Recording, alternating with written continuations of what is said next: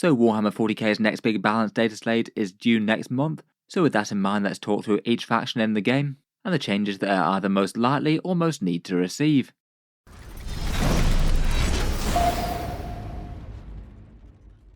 Hello and welcome back to Auspex Tactics, where today we're talking about the upcoming balanced data slate for 40k 10th edition, long promised by Games Workshop to be arriving in January. For this one I thought we'd talk through roughly what the new update might bring, the general scope of 40k game balance at the moment, and then go through each and every faction in turn with some possibilities of what Games Workshop might do or what perhaps they should do for each army one by one. As announced for a while now, Games Workshop are basically planning to do balance updates for Warhammer 40k once every quarter.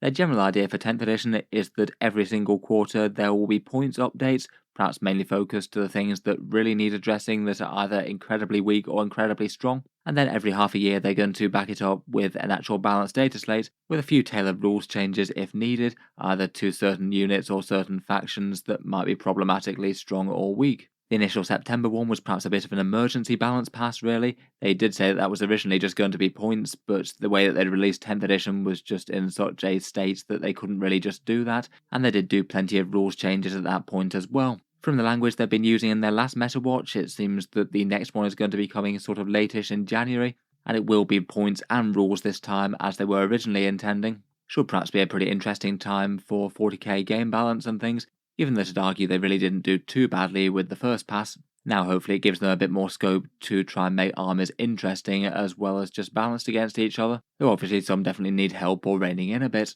The points changes definitely could be to help with factions get balanced against each other, but also try and help internal balance as well, so armies that maybe can be strong but tend to be just overly reliant on a few key datasheets, rather than having armies that actually have a good breadth of units used in competitive games in the faction. I'd guess that the majority of changes will probably be points, rules changes might be fairly sparing and only done when points won't do, and my guess at this stage is that they're probably not going to try and balance detachments against each other. Say for example trying to make the Space Marine Anvil Siege Force or First Company a bit better to compete with their rival detachments within the Codex. That's probably one of the bigger questions that we have for this update. I'd guess they won't based on past precedent, back with how they didn't do that sort of thing for sub-factions in 9th edition, though I guess it could be a possibility.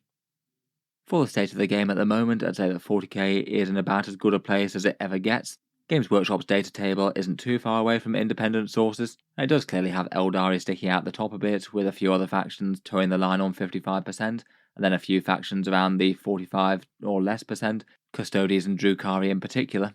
But compared with lots of times in 40k's past, it really has been a lot worse than this, and particularly earlier in 10th edition, where you had things like Aeldari on 69% and Votann all the way down on 30%, and I feel like to get from that to this and just one balance change was actually fairly impressive. Obviously still room for improvement, plenty of things feel underwhelming, and plenty of stuff is overpowered, but at least it shouldn't need the nuclear change that was the last patch, basically updating the points for around about a third of the units in the game. I think above all, quite a lot of armies in the middle of the table would really quite like some help with internal balance that I'll talk through when we go through the factions bit by bit. If they can manage it, then everyone would like every faction to have a good chance of winning most games, and also to be able to do so without just having to be railroaded into one very specific build of competitive units and have much of the codex languishing on the shelf. Finally, just for nerfs versus buffs, it might actually be better if Games Workshop went a bit heavier with nerfing good stuff as opposed to buffing bad things this time round. They do tend to do a bit of both, but it certainly feels that in 40k at the moment a lot of armies are just really quite hoardy, or even if you're not fielding entire hordes of miniatures, you need far more of any given miniature type to fill up say a 2000 point list, and it's particularly painful for certain factions like maybe Admech, Votann or Tau, where for all of those you need a lot more miniatures than you would have done in the past to fill up an army. Games Workshop really did make a lot of units really quite cheap. Increasing points cost does generally tend to be less popular though, even if it is for factions that kind of need it. It'll be interesting to see where they fall on the balance line between the two. I guess theoretically if they did a very weird balance update, they could do something where they don't actually put the points down on anything and just increase the points on the majority of things in the game by a greater or lesser degree. That could still mean that the worst stuff could still catch up quite a lot, and could be one way to make 40k's miniatures feel a bit more elite on an individual level. Otherwise, jumping into slightly more specific changes, I feel like there's a strong possibility that some core rules get changed around in the update. They certainly weren't shy about doing that last time round, and they did make some rather big changes to several really important things in the game, say for example Titanic units and seeing through cover, where that keyword vastly decreased in power. And they made some big changes to Overwatch and what can't use it, and also the insane bravery stratagem to stop you just cancelling battle shock quite as easily. I feel like after that initial set of polishing, the core rules of the game do feel a bit better. It's possible that we might actually get the release of the FAQ that's been long awaited for several issues that they really need to address. Those sort of FAQ documents do tend to drop along the same sort of time as these big balance patch releases. They could definitely decide to actually make some core changes to the game in one way or another though. I feel like one proposed change that's been around for a while is maybe making units have to retest to regroup if they're battle shocked, and that could be something that makes enemy turn battle shock tests far more relevant, say for example having a Screamer Killer Khan effect scream at them and then fail a test from that. Currently those sort of tests do have impact occasionally, but a lot of the time they can not matter that much. It usually doesn't impact the enemy from scoring objectives as they automatically regroup their battle shock at the start of their own command phase. Another potential change that I feel like they're probably going to make at some point is to stop Objective Control 0 units being quite so godly for secondary objectives, things like Nurglings and Fenrisian Wolves, Canoptek Scarabs and Ripper Swarms and Spore Mines and the like. Most of those can still score absolutely fine for the vast majority of secondary mission cards, including things that need to do actions and things. Some of them it makes sense for a bit more than others, but a lot of the time it does feel a bit weird that these weird sort of nothingy units tend to be quite so big auto-includes, just for doing secondary missions for the absolute cheapest cost possible. I must admit I'm a bit mixed on that, as it's interesting to have a reason to include them for that niche role. I kind of like the way that it incentivizes a small amount of these niche units, but not really going too heavy. But feels like that's definitely a possible change they could make. They did something very similar in 8th edition with reining these units in. Going through the factions individually though, and let's talk through Imperium, then Chaos, then Xenos, roughly where they are in the game in tournament wins, and anything that perhaps stands out that could be a target of likely changes. First up, we've got the standard Space Marines. They're on a 44% win percentage overall. For some reason, Games Workshop's numbers for them seem to be a bit exaggerated. Not sure if they're including a bunch of data for Divergent chapters in that. Despite certainly having one of the lower win rates in the game, they're still winning the odd tournament. Gladius, Ironstorm, and Vanguard of Firestorm all seem to be doing well. I guess part of their success might just be to how commonly they're played though. Perhaps one of the biggest issues with Space Marines is that quite a lot of their army lists just do flat better with the Divergent chapters, having some interesting extra unit options to throw in, and usually that can often bring a bit more value compared with just the special characters that the core Codex chapters can offer. Perhaps the biggest draws to playing core Codex chapters are things like the Ultramarines, maybe with Calgar, Uriel Ventris or Tigurius, or perhaps Salamanders with Vulcan and Adrax Agatone. The detachments definitely haven't been made equal though. The Anvil Siege Force, the 1st Company Task Force, and the Stormlance Force are all really struggling, or at least the Stormlance when you're not playing Space Wolves with a million Thunderwolves. I guess if they did choose to make any rules tweaks to any of those three, I think it would be greatly appreciated. Though again, it just seems kind of unlikely that they're going to go for balancing the sub-factions, as they haven't tended to in 40k's past. Otherwise, I feel like there's a lot of scope for some points cuts to some of the more struggling units in Codex Space Marines, things that have just got released and been very underwhelming. Perhaps some choices for standout units to buff could be Reavers or Tactical Squads. They still both feel overcosted for what they do, and they could be very cheap. Sturmguard veterans still seem overcosted given the loss of the old Oath of Moment and fishing for devastating wounds, which made them quite good. And some of these support vehicle choices like Firestrike turrets, Outriders, the Invader ATV, and the Space Marine Stormflyers, all of those seem to be just a bit standout, not so great for their cost compared with the other options that you can bring. A lot of the Space Marine tanks are fairly interesting. For potential nerfs, I could see things like maybe Space Marine Scouts or Inceptors going up something like 5 points or so. They do seem rather auto-include for a lot of lists, and might not be the worst for internal Codex balance if they got a bump. I'd certainly argue that core Codex Space Marines doesn't need a nerf though, given its overall win percentages, so if they went up a tiny bit to make them less auto-include, you'd probably want some points cuts on a few other things. Finally, I feel like the standard Codex Space Marines is going to be hamstrung a little bit by competition with the Divergent chapters with the more options. I feel like if Games Workshop did want to go very creative, then maybe having some way to actually have core Codex Marines have some sort of advantage compared with the Divergent chapters could be interesting. What form that could come in would be a bit more of a question though. I guess maybe you could have something very small, like maybe extra AP on 6s for that Oath of Moment target, something that could add a little bit of strength but is nothing too exciting. Talking of the divergent chapters in general, perhaps one of the highest things in the wish list could be an FAQ for their character attachment choices, particularly Blood Angels, with Dante and Sanguinary Priests not being able to join Jump Intercessors, rules as written at least. They need an updated version of their index that allows that, and cuts out the firstborn choices that they can currently join that are no longer present in the Codex, and have self-supporting rules in Legends if you want to use them. Dark Angels do need similar for certain units like Ezekiel, so I guess given that they're shaping up to have one of the earliest Codex releases next year, that will probably come then. In that same FAQ, there's a chance that other things might get attention. Say, for example, the Deathwatch Tome of Exoclades might be patched to resemble the Space Marine Oath of Moment as it is now. That's not exactly what I'd call a necessary balance change, though, as Deathwatch are struggling currently. Going through the Divergent chapters, and Blood Angels are sitting on a similar sort of win to standard Space Marines despite extra unit access, as most of their Divergent units just aren't really all that great. They have had some occasional big tournament wins though, perhaps often more with Gladius or Ironstorm as opposed to their classic Sons of Sanguinius Index one. That one's been underpowered compared with the Gladius since it came out. For units that could maybe attract some buffs, I feel like Sanguinary Guard are the big one. Currently they're just overcosted for what they do, and particularly compared with Death Company. Hopefully Games Workshop gives them another points cut as a result to at least make them usable versus the other options, and I feel like plenty of their unique characters that aren't either Dante, Sanguinary Priests or Lamatis could all go down a bit as well. Besides unit buffs, I think it would be really nice to make the Sons of Sanguinius a bit more competitive. It does get you some cool extra damage with +1 attack and +1 strength, but it just doesn't seem to outweigh the Gladius advance and charge for most competitive armies.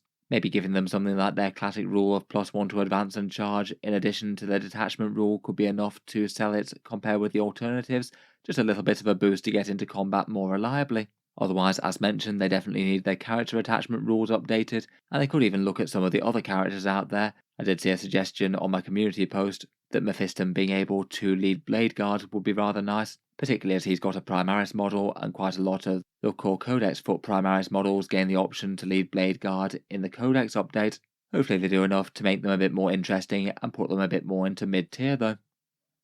Otherwise, we've got the Dark Angels, who are a bit more mid-tier on their win rate, around about 47% currently. They do tend to make some slightly minimal use of their unique units though, with maybe things like Deathwind Knights and the Command Squad plus Azrael as being some of the most common picks. A lot of the rest just isn't enormously exciting compared with core Codex options. Dark Angels, as mentioned, are definitely going to be getting a Codex fairly early in springtime. We know they're going to be getting some new miniatures for Deathwing Knights, Asmodai, and plenty of other miniatures to come.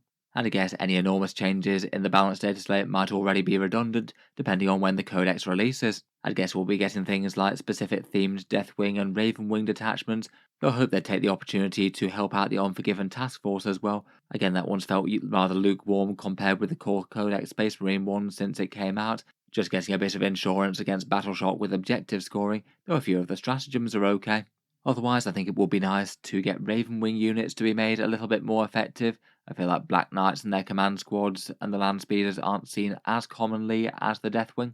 And again, character attachment like the Blood Angels I'm sure will get sorted out, allowing the ones on foot to lead Blade Guard would be a good move, I think. Next up, we've got the Space Wolves, who actually aren't doing too badly on tournament performance. At 49%, they're fairly balanced externally, though quite a lot of lists just do tend to go very heavy on the Thunder Wolves, often in the Stormlance detachment. Advancing and charging with all the mounted stratagem support is rather good for those, maybe backed up by some heavy Space Marine firepower.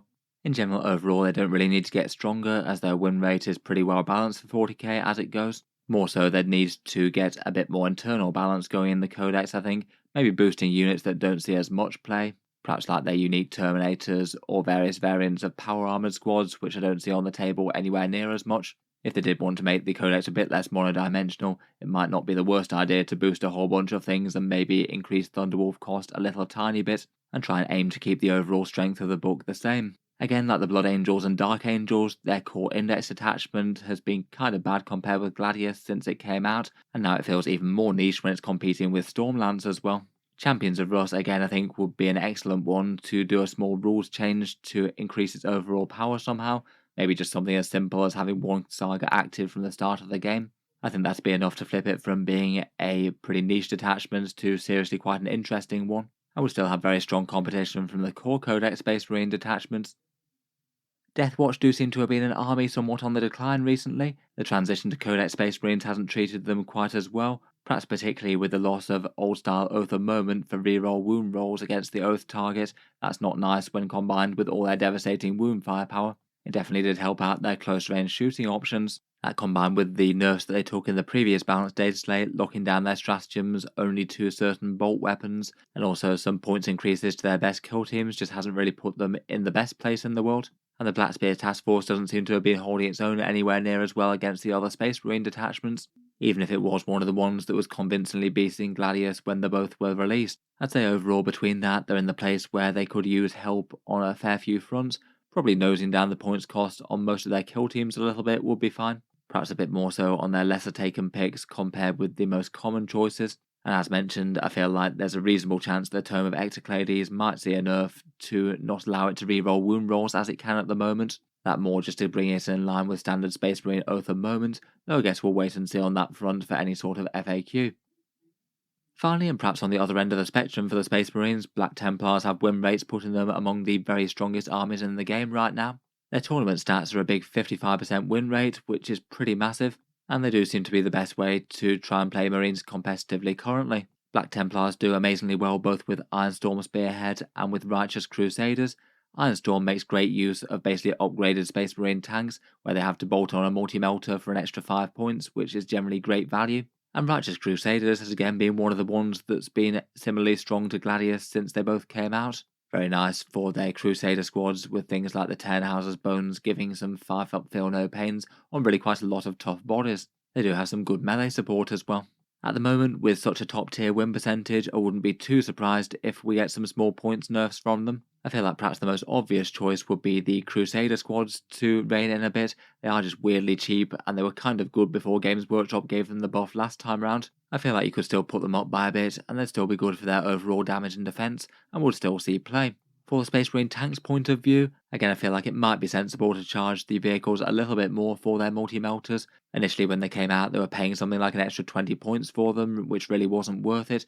Then they put them down so you're paying just an extra 5 points or so for most of them, and that made them kind of flatly better. Maybe somewhere in the middle of the two, like plus 10 points per multi-melter, might be the overall sweet spot. It does just feel perhaps a little bit weird that the Black Templars of all people seem to have the biggest and shootiest tanks out of any Space Marines currently. Beyond Space Marines, let's move on to some of the other armies of the Imperium, and the Imperial Guard are definitely on the lower end of the power spectrum at around about 45% wins right now. One of the weaker and harder armies to win with out there, though they are still getting occasional tournament results. I feel like perhaps their overall power rate is just perhaps a little bit annoying, as their codex is really quite well internally balanced right now, I think. Artillery is solid enough, plenty of the tanks are usable, and the infantry units are mainly quite good for their own roles as well. I'd argue that most of the iconic stuff is at least playable. I feel like they may be in a place where they could either use a small rules boost or a bunch of small points cuts perhaps. If they went for rules, it might be nice to do something alternatively with Born Soldiers. It's good when it triggers, but it just feels like it helps out artillery so much more than other units currently, as they're the ones that are always going to be static. Otherwise, there still are plenty of slightly underwhelming datasheets in the codex that could be interesting for going down in points a little bit more. For the Rosses, the Vanquisher, Punisher and Eradicator are all cheap but still rarely played. They could afford to go down a little bit more, I think. Otherwise, maybe other choices that are a bit more obvious could be things like Field Ordnance Batteries, the Death Strike and the Valkyrie, all a bit expensive for what they do compared with other options. They could be good places to make cuts.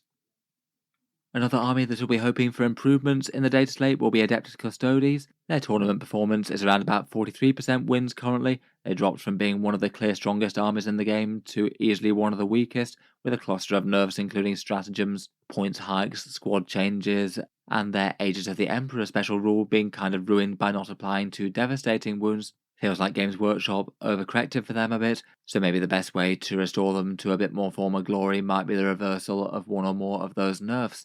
I feel like out of them, perhaps the single clearest feel-good win would be to make Agents of the Emperor work against devastating wounds again, giving them the 4+ feel no pain that they had against them once more. Currently it only works against mortal wounds, and devastating wounds became non-mortal wounds, mainly to stop enormous devastating wounds Aeldari weapons just from deleting entire squads in one shot. I feel like the Custodes main faction rule was a bit of an unintended consequence of that change, and making it work against devastating would at least make it a lot more relevant again.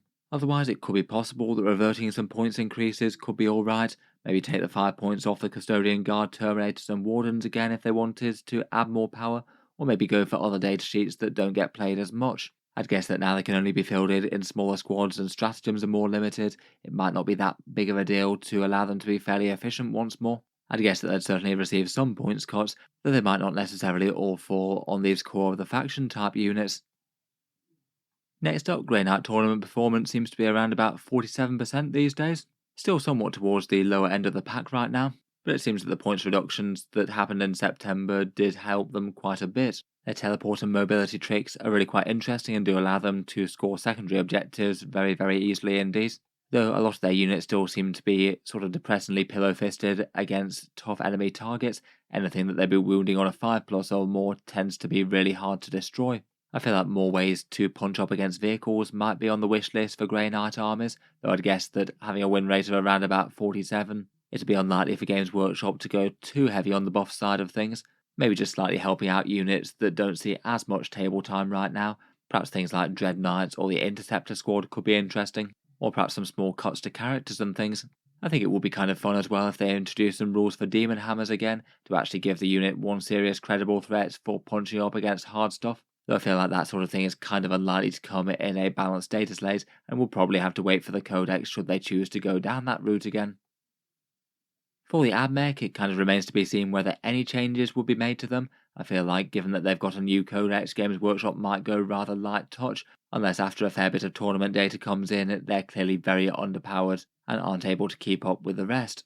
Prior to the codex, their win rate was kind of fine in the middle of the pack, around about 48%-ish, though in general that was a statistic that was just very heavily carried by Cataphron breaches in particular, lots of competitive armies just feeling kind of forced to build around a core of those guys. The new codex definitely brought a few improvements, with things like the Dragoons on Taser Lances looking interesting with Advance and Charge, or Castellan robots being allowed to change their protocols without rolling versus leadership. Though I did think it was kind of disappointing that the cheap Skitarii squads like the Taraxi, Cerberus, Rangers, Vanguard and Sicarians and things, they just didn't really get any more dangerous, so it still feels like they're just very cheap and don't really do that much, and are only really good for skirmishing with enemy lighter infantry. It seems that when points do get released for the AdMech, it seems likely that they'd be very cheap to put on the board still, and those kind of units unlikely to carry the codex for their main damage dealers, at least compared with the Cataphrons and maybe some Iron Striders. If they did choose to change points around, I can't help but think it would probably be best to have the units like Castellans or the Scorpius or Onager in a bit more of a viable place, where they're kind of equally interesting to be your mainline damage dealers versus Cataphron breaches. And I feel like that's perfectly doable with points costs if they had them cheap enough and the Cataphrons expensive enough. I guess we'll see what sort of list people come out with the new codex though, and whether or not it can compete with the other top factions in the game. For the Adepta Sororitas, their win rates are around about 49%, so again pretty much perfectly balanced in terms of external balance against other armies. They have won a fair share of big tournaments over the past month or so, so at least by their current optimal lists, the sisters aren't actually doing too bad on the competitive scene. Unfortunately though, the lists that they tend to do well with just feel kind of weird right now, and it does feel like the army's in a very odd place where a bunch of their iconic elite infantry just don't really do all that much. Things like Repentia, Retributors, Zephyrim, Dominions, and any Paragon warsuits that don't have more than Val in them just don't do quite enough damage for their cost when you consider how fragile they are. I guess the ideal solution for Sisters players would be to have their standard datasheets be more threatening and for their points cost to remain unchanged, but given that it's a balanced data slate that's coming up, I guess that will be realised in points cuts if Games Workshop did want to help them out a bit further. I think that having those go down to an area where they're actually kind of good in the game, combined with some very small points increases on things like Castigators, Exorcists, and perhaps some Archiflagellants or some of the special characters, could have the codex in a bit more of an internally balanced shape. Again, with the aim being to keep overall power roughly the same, but just make the units that you can use a bit more varied rather than going armor spam, a few special characters, and lots of Ecclesiarchy units. Imperial Knights got a similar sort of treatment to Adeptus Custodes, dropping down from being one of the strongest armies in 40k to one of the very weakest. Their win rates are seemingly around about 44% right now. They just took a very broad battery of nerfs from the last data slate, things like no longer allowing the bondsman abilities to work on the big knights, plus points increases for smaller ones, and changes to Titanic models, including making towering arguably worse for shooting knights. and preventing Overwatch for Titanic models, which wasn't great for the Valiant.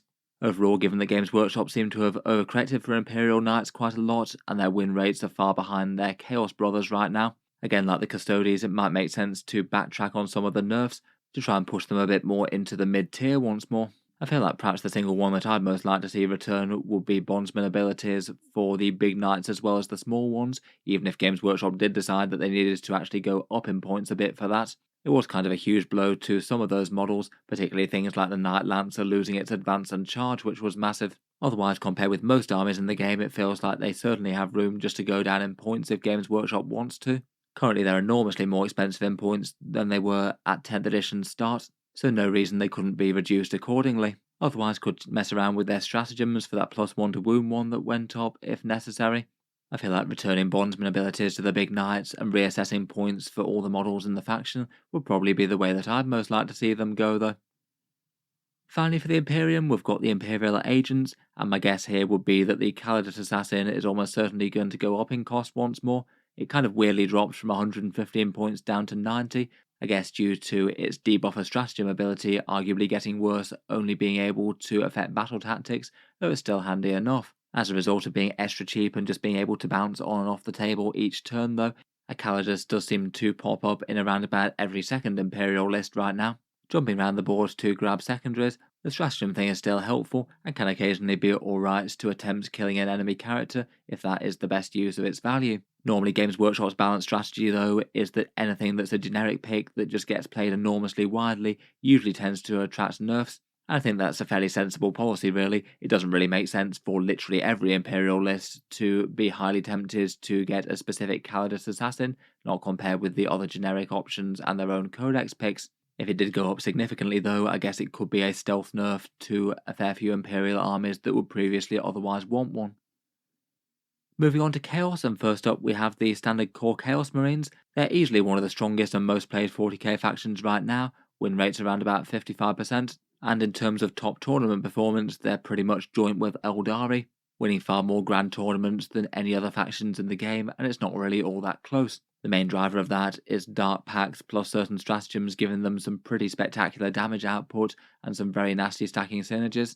For the stratagems, perhaps some of the most brutal ones are the big rerolls one from Chaos Undivided, or the Hider unit from Shooting one run by Nurgle, preventing shooting at greater than 12 inches and also managing to pick up -1 to hit at the same time. I'd be kind of amazed if Games Workshop didn't hit certain units with points increases if they don't go the rules change approach, which I don't think is really necessary all that much. I feel like if they chose to put up things like the Chosen and the Lord to support them, Accursed Cultist, Obliterators and Forge Fiends a little more, they wouldn't be quite as auto-include, as they do tend to be the units that are absolutely spammed in tournament lists. Some small to medium points nerfs to each of those I think would have them a lot more balanced against the other choices in the index, and still leave Chaos Space Marines as an upper mid-tier faction.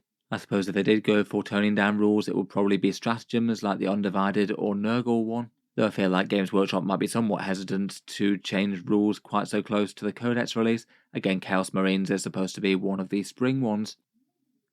Next up we have the World Eaters with a win rate of around about 52% right now, really quite strong. Perhaps a little bit overtuned compared with some factions out there, usually just barreling up the board with a massive melee rush as you'd expect, mainly consisting of 8-bound and Angron, backed up with some Rhino-bound Khorne Berserkers for some midfield objectives. Overall, I feel like their internal balance is kind of fine. All the actual iconic World Eater specific units are very playable. I guess maybe Terminators are a bit underpowered, but they're the generic models. I suppose cutting points on them a little bit might not be the worst just to try and make them a more credible option once more. I feel like at 52% they don't need anything too drastic to maybe bring them a touch more back in line with the mid-tier factions in the game. I could perhaps see Games Workshop increasing Angron's points cost slightly. He is basically auto-include right now, and I'm sure he would remain so even if he went up just a tiny bit. Could just be one way that they might choose to nudge the World Eaters back a bit more towards the middle. Broadly though, I don't think they need any big changes, they're doing kind of fine. For Thousand Sons, I'd also argue that they're really not in the worst place, win rates of 50%, so pretty much perfectly balanced there. And they have been winning their fair share of grand tournaments as well, being a little bit of a harder list to play due to the sheer amount of options that you have between all their Kabbalistic rituals. Again, their iconic units like Rubric Marines, Scarab Occult Terminators, and their big cast of Sorcerers are all very playable. I feel that lists are perhaps a little bit over streamlined into really needing to get lots of Cabal points on the board with Sorcerers and Rubric squads. I feel like going for a massively character heavy army maybe isn't the most inappropriate for the lore for the Thousand Sons.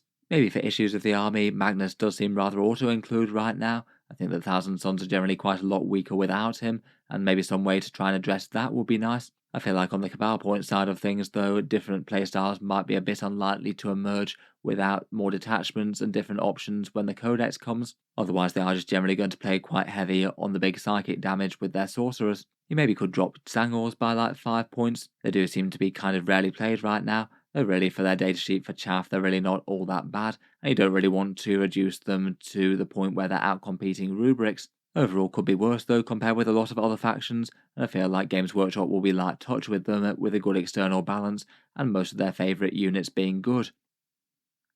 I'd say the same is kind of similar for Death Guard, also joining Thousand Sons on the pretty much perfectly balanced 50% win rate. An absolutely huge improvement compared with their Index launch when they were really bad. They have managed to take down several big tournaments, and it's good to see the Plague Sons of Mortarion having lots more success than they were.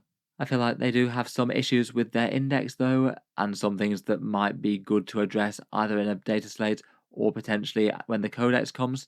Perhaps one of the biggest and most major criticisms is that their individual models just don't really feel very tanky compared with what they were, and I'm sure many would welcome the return of something like a rule like Disgustingly Resilient for 5+ Feel No Pain or their -1 damage coming back, even if it meant their individual models needed to cost more as a result, and just really focus on being a very tough tanky army again, which I'm not sure they necessarily are at the moment. Otherwise, for internal balance, for things that feel a bit undertuned, the Blightlord Terminators I think aren't really the best choice compared with Deathshroud right now. They could probably afford to go down yet further or get ability boosts of one sort or another. And for other internal balance, the Plagueburst Crawlers seem a bit more auto-include than they really should be right now, with it being rare to see competitive lists not running 3 of the things. A few of the supporting choices feel like they could go down a bit, maybe units like the Plague Surgeon as well.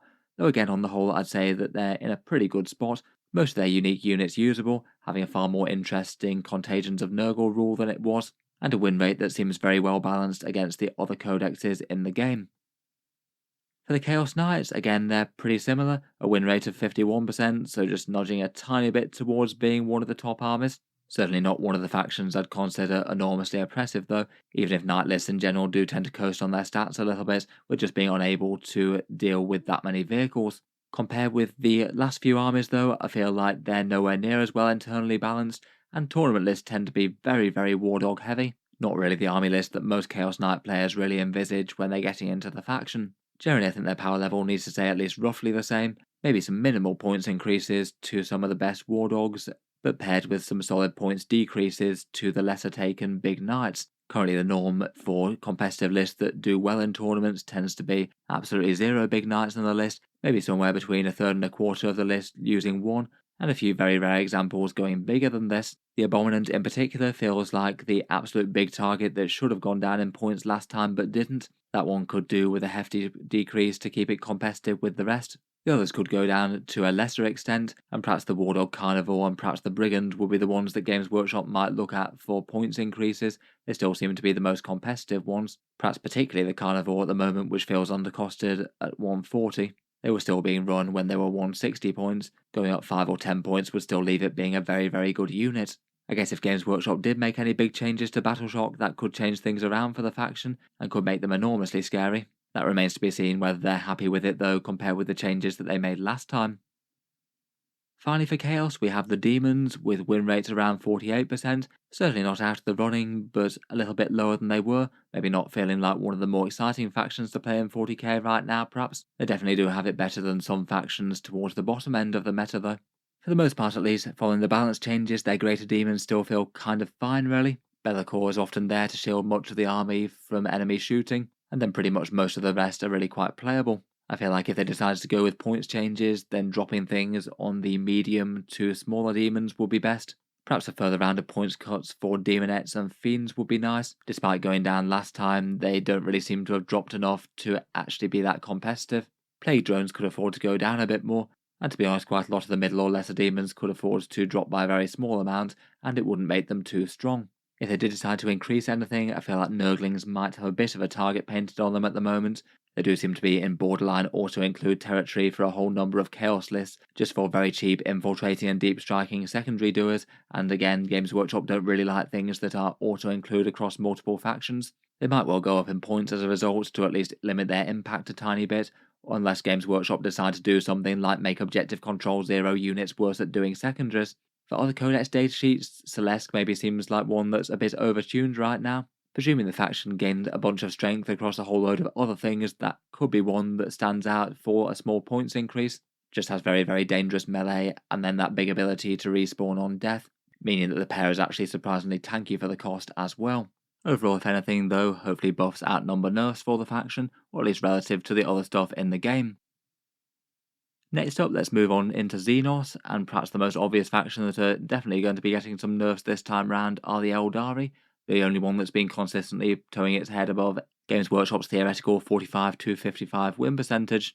It's got pretty much strong claim to being the top faction to 40k due to that, maybe sharing the title a little bit alongside Chaos Marines at an absolute top tournament level, but still the most played faction competitively and winning more grand tournaments than any other. By all metrics, they are the ones to beat. Again, with changes for them, Games Workshop definitely have options with what they do for the faction. They could do rules changes, or they could do points changes. Last time they did go at least fairly harsh on the Aeldari to bring them down from their truly ridiculous 70% wins or so. Lots of things going up from around about 15 to 20%, kind of as I expected them to do really. If they wanted to, they could do some rules changes, doing things with either Strands of Fate or with the Battle Host rerolls. I still think that a single hit and wound reroll when paired with anti-tank weapons is going to be kind of hard to balance, particularly if they have other detachments in the mix at some stage. If they change their Battle Host to either one hit or one wound reroll, then that could be one way to make the anti-tank weapons just not quite as overly stand out for the faction compared with the rest of guns. So it might mean a bunch of things might need to be repointed, either going up or down. In general though, I feel like probably the most likely thing is just another small wave of points bumps, probably less intense than last time, just to get them more in line, and hopefully create better internal balance within the index as well. Perhaps particularly sticking their head above the parapet for nerfs are the Incarn, Wraith Guards and Spirit Seers, Night Spinners, and still some anti-tank damage platforms like War Walkers or Fire Prisms. Though there's loads of other stuff like their objective scorers like Warp Spiders and Shadow Spectres, Rangers and Illic, and still some very efficient HQs like the Farseer with the Fate Dice. I'd be kind of surprised if they leave it in such a way that Aeldari is still one of the top factions in the game come January, though hopefully don't wind up with the Custodes or Knights treatment when they're nerfed into being seriously weak. Next up we have the Drukhari, who are very much not keeping up with their Craft World kin, a win rate of 43% putting them as one of the single lowest ranked factions in the game, and even within that their lists are somewhat dependent on large amounts of Dark Light spam. Anything with a Dark Lance or a Void Lance tends to be okay, the rest of the faction less so. Points changes could definitely help out with things going down in cost, though I feel like they really are a faction where Games Workshop will probably be better served by a rules change. Something with pain tokens to help melee would be really nice. Maybe something like pain tokens granting an extra AP or an extra strength in melee. And they definitely have room to maneuver with their real space raid detachment rule. At the moment that one only gives you some free pain tokens, and it basically feels like the army just has a borderline useless detachment rule. Perhaps similar to Death Guard, anything that could help out the core detachment to make it more interesting than that, again I think would be greatly appreciated. Hopefully scary melee Drukhari jumping out of their gunboats could return to be a thing in the future. Next up we have the Tyranids, one of the few armies that has a codex out at the moment. A 48% win percentage right now, so kind of balanced. A little bit towards the lower mid tier as opposed to the upper mid tier though. In general I think they did quite well with the detachments within Codex Tyranids. Most of the detachments do pretty well. Vanguard Onslaught is nice, Invasion Fleet and Synaptic Nexus do okay, and I've seen some people do well with Unending Swarm. I guess if they were going to try and make sub-faction balance a thing, then maybe handing out the Harvester keyword to more things could help the Assimilation Force, or just about anything to help out the Crusher Stampede would be appreciated. This would also be their first chance to redo points cost since the Codex came out, and Games Workshop did have a pretty weird list of points changes when that dropped. Some things just went up to crazy extents, things like the Tyrannifex, Swarmlord, Hive Guard, and the Harpy and Hive Crone are all far more expensive than they really should be. and I feel like you could reduce points cost by quite a lot just to make them a bit more playable, and they might still not be massively tempting compared with other things for the faction overall. It would be nice to see warriors as a little bit more credible as a battle line for the faction at the moment. I feel like perhaps if anything they're a little bit too fragile, even if the melee variant can hit kind of hard. And otherwise things like the Toxicrene and the Screamer Killer could be good targets for points decreases on units that have just been overcosted since 10th came out. Otherwise, if they're trying to make a few things a little bit less auto-include, maybe the Death Leaper and the Neurolictors could perhaps afford us to go up 5 points or so and still be very, very tempting picks. They do tend to see playing just about every Tyranid army list at the moment for the annoying disruption that they can bring and being surprisingly tanky for lone operatives. Biovores launching Spore Mines to auto-complete secondaries is still a bit of a weird way for Tyranids to be harvesting points and being strong as well. Again, if that were to no longer be a thing for some reason, I feel like people wouldn't really miss that, provided they had ways for Tyranids to score objectives in other ways. Overall, fairly balanced overall though. Hopefully they take the opportunity to vastly improve internal balance in the Codex. For the Genestealer Cults, they're in a similar sort of place win-rise to the Tyranids, pretty much well balanced in 40k, with almost a 50% win rate. Looks like Games Workshop's nerfs and points changes were justified with their massively powerful launch to the edition. Builds tend to heavily focus around neophytes and acolytes, maybe with some infiltrating aberrants thrown in as well. Maybe not the worst that the iconic troops are the things that are carrying the faction the most, but there are quite a few units that just don't see that much play as a result. Things like Metamorphs, Rock Grinders, or the Mages for example, they could all be reasonable targets for points decreases. And the standard Genestealers I think aren't awful for first turn charge things, but still feel a bit so-so. For the Orks, they're one of the stronger factions in the game right now, with a win rate of 53%. I feel like at the current time of recording that is probably enough for them to get some nerfs to some certain units. They have been taking home a solid amount of tournament wins, and tend to be doing so with their melee rush playstyle, with not really much internal balance within the index for other choices.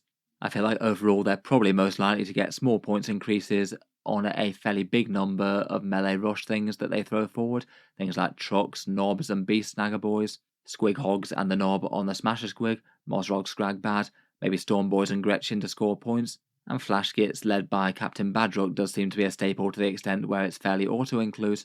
Compare with that lot, most of the other things in the Ork index just really isn't all that strong, particularly the Speed Freak Boggies, Planes and the Walkers. Beyond flash kits, Orks with Daka seems to be somewhat overlooked by Games Workshop.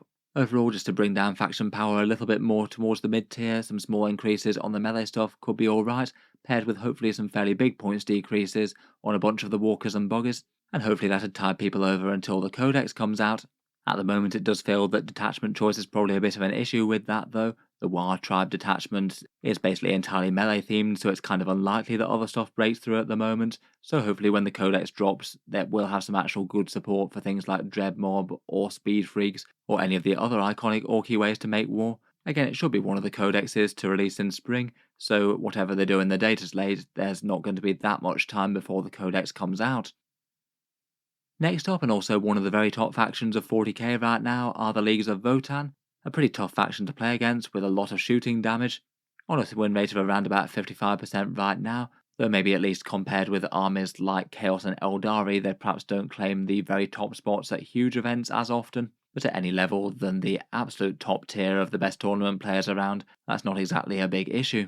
Again, Games Workshop might have slightly overcorrected for them, going from basically unusably bad with a win rate of around 30% to being one of the strongest factions in the game. Loads of their units got really big points reductions, and also they got the big ability to basically hand out boosted judgment tokens to 4 different units in the enemy army. So for most of the enemy's most important units, getting a +1 to hit and wound them all game long is pretty powerful. Their unit roster is rather small but really quite well balanced overall. Pretty much all the squads and units are playable. Perhaps ones that stand out as being a little bit disappointing are Uthar the Destined and the Hearthkin Warriors, though I guess at least some of that is partly comparative, and at least judging by their win percentage, a lot of their choices are somewhat overtuned in 40k in general.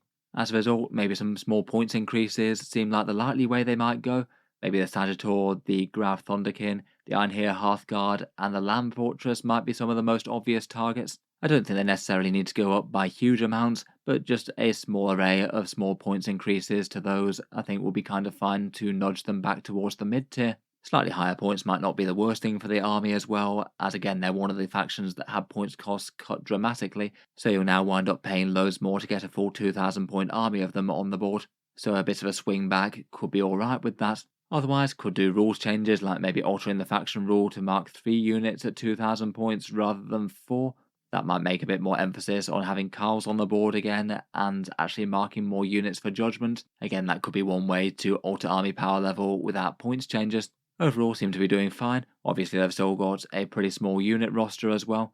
They'll be waiting for a 10th edition codex, which will no doubt bring a new wave of models alongside that. Next we have the Tau, who seem to have shaken themselves out as one of the most balanced factions in 40k in my opinion. A 50% win rate is about as balanced as it gets. They were another one of the ones that was really struggling at 10th edition launch and then got some massive boosts due to points cuts. With the way that the units have fallen round, it does seem that most of the army is very playable right now. Almost all of their big heavy damage dealers are at least viable competitively, plus paired with some pretty interesting supporting characters and some nice screening and chaff units like Kroot and Kroot Hounds. For having such a choice of units, they seem to be one of the best balanced armies in 40k, where you really can justify fielding most things if you want to. For a couple of small criticisms, I feel like it might be best if the lists weren't quite so reliant on fielding Forge World Tetras. They do seem to be pretty much in auto-include territory as the strongest buffing unit that they have access to, and I feel like that's not the most helpful to have one of the strongest units being outside of their core index, and particularly made of expensive resin. The crisis suit weapons would also be really nice to have a bit of balance redress amongst them, as for most people it's those scary cyclic ion blasters all the way, hazardous rolls never mind. I'd guess when their spring codex rolls around they won't be quite so obviously the default choice. In general, I feel like Games Workshop probably wouldn't be going too far wrong if they made some fairly minimal changes to the datasheets for their spring codex, ideally keeping a lot of their units playable and hopefully adding some other interesting ways to play the army. Will be interesting to see what the return of Montkark brings. Finally, last but by no means least, we have the Necrons. They have only just had their codex release. So again, I'd expect points changes to be kind of minimal, and maybe tailored towards any things that are just absolutely obviously overcosted or undercosted, things they really haven't thought through when the book came out. At the moment, how powerful they'll wind up being in game with their top builds is still yet to be seen. Looks like they can uptake chord with things like Wraiths and Plasmancer Immortals. Maybe some Doomstalkers could be one of the strongest ways to play Necrons going forward. Though given that official points changes aren't actually out at time of recording yet, it's still kind of hard to say one way or the other. The Katana is still looking seriously interesting as well, given gaining a 5+ feel no pain, even if they lost a tiny bit of move. If they don't increase in a major way, that's going to be huge for them. Otherwise, will be interesting to see what happens with the swing away from big stacked reanimation tactics that Necrons have had. Lichguard getting toned down and various reanimation buffs getting weaker will mean that the codex is a lot more focused on individual units doing their thing rather than stacking all your buffs to the sky on one enormous unit in the centre. And it might mean that in the change for that, some units get to be super irrelevant, where some things are super strong. I guess we'll have a bit more of an idea after points come out and people actually start to get games in with the faction though, so I'll reserve judgment till then. So anyway, hope you enjoyed a few thoughts as to each faction in the game and what they need in the balanced data slate. Let me know your thoughts, and if there's anything obvious that I missed in the video, what would you like to see for your chosen army when January comes around? If you enjoyed the video, then feel free to subscribe to Auspex Tactics, or I'll certainly keep up with Games Workshop news and updates. I do tend to talk about any changes to the rules that crop up in the game. Finally, if you have been enjoying all the videos on the channel, I would just like to mention that Auspex Tactics does have a Patreon page as well, and you can find that linked in the video description if you'd like to help support and keep all these coming. Channel patrons do get a fair few advantages, seeing certain videos early, regular votes to see what sort of things happen next on the channel, and automatic entry into the regular prize giveaways with a chance to win some big model kits each month. If any of that sounds good to you, or you'd just like to help support, the link is down in the video description. In any case, a massive thank you for listening, and I'll hope to see you guys next time.